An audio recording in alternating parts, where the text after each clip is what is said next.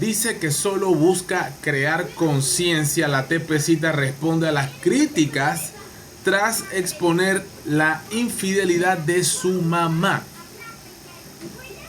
Segunda parte de la explicación que dio la Doralismela Tepecita en su cuenta de TikTok tras la lluvia de críticas en su contra, tras revelar con lujo de detalles por qué no se lleva del todo bien,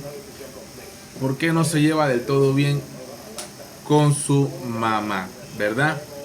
Yo solamente vamos a ver de qué se trata, a ver qué dice la Tepecita. Al final vengo con mi reacción espectacular, como dice el ministro Sabonge. Vámonos, let's go, dale play. Ahí está. Oye, estaba leyendo ahí algunos comentarios del video que subí ayer de por qué yo no subo a mamá, por qué no le enseño y eso. Y hay gente pues que está a favor de lo que dije y hay otros que me crucifican, me dicen que mamá es mamá y lo que haga la mamá de uno, sea lo que sea, uno tiene que callarse la boca y uno tiene que honrarla, tiene que quererla, pase lo que pase porque fue la que te parió. Se nota que está afectada todavía, ¿verdad? Se nota. No sé si ustedes lo ven. Seguimos. Coge aire. No, señores.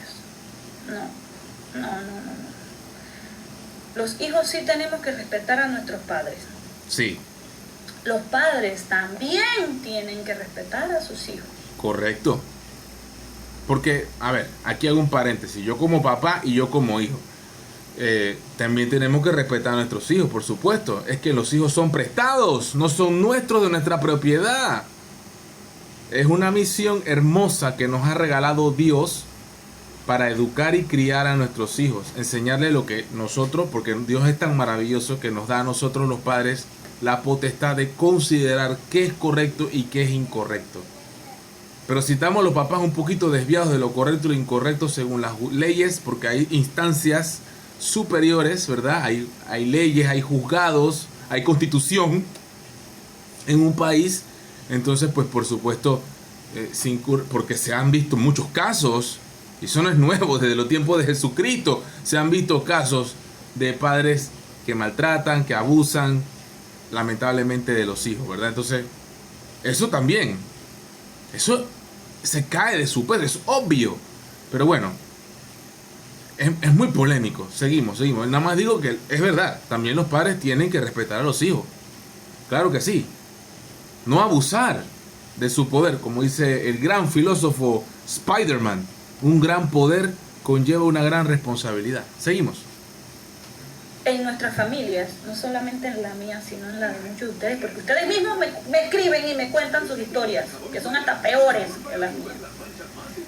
Sí. Pasan muchas situaciones en nuestras familias, graves, donde quienes pagan los platos rotos son los niños. Y ahí viene la secuela de la psicología, de que los traumas psicológicos, las lagunas mentales. Obviamente la Tepecita tiene varias situaciones de lo que mencioné.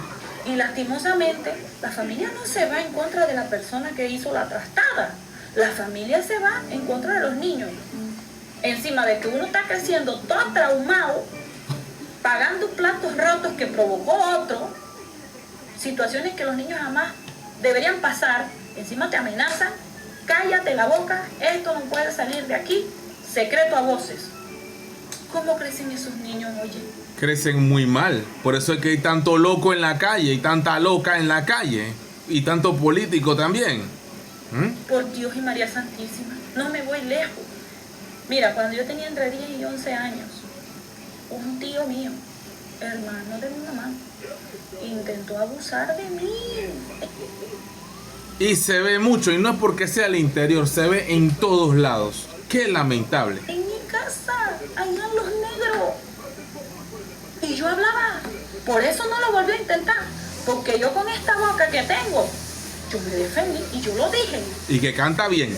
Eso salió de mi familia. Ve, secreto a voces. Hasta el sol de hoy nadie habla de eso. Yo he sido la que lo he contado por ahí porque lastimosamente me he encontrado con casos peores que los míos, que me han desgarrado el alma.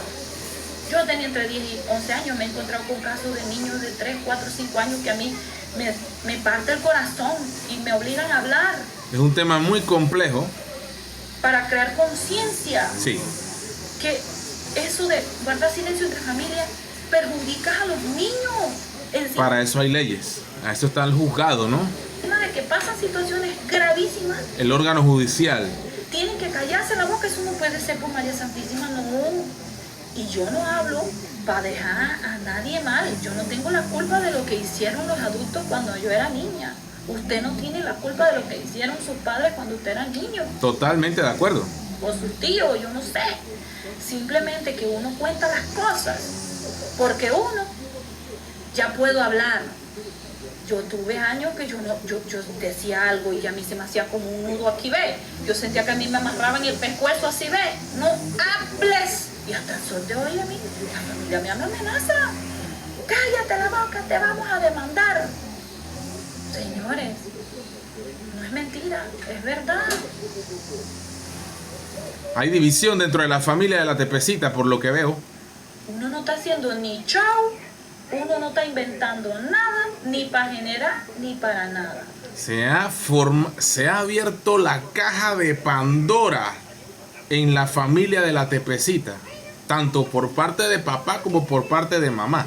Son situaciones que uno vive y que lastimosamente no somos los únicos.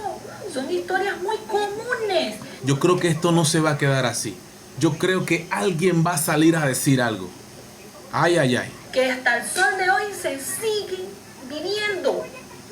Siguen pasando esas cosas con nuestros padres, con nuestros tíos, con los vecinos. No me voy lejos tampoco. Allá no, mi papá vive con mi hermanita más chiquita. Los que conocen a mi papá saben que mi hermanita tiene una enfermedad que se llama síndrome de Red progresivo.